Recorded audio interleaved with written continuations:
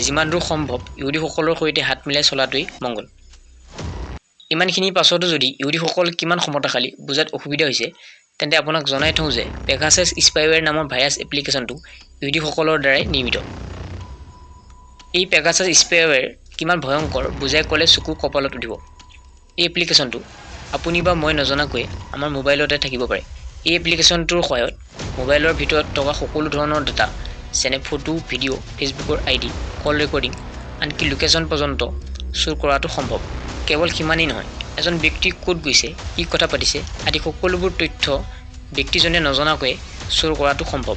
তাতোকৈ ডাঙৰ কথা, যাৰ মোবাইলত এই ভাইৰাছ এপ্লিকেশ্যনটো এবাৰ প্ৰৱেশ কৰিছে, তেওঁৰ হাতত মোবাইলটো ভাগি দিয়া বা সলাই দিয়াৰ বাদে অন্য উপায় নাই। এই গোটেইবোৰ ডাটা চুৰ কৰাৰ পাছত ইজৰাইলী প্ৰশাসনৰ হাতলৈ প্ৰেৰণ কৰা হয়। সেইবাবে ইজৰাইলী চোৰাংচোৱা সংস্থা মোছাদ বৰ্তমান সময়ত আটাইতকৈ ভয়ংকৰ ৰূপে বিবেচিত। এই ভয়ংকৰ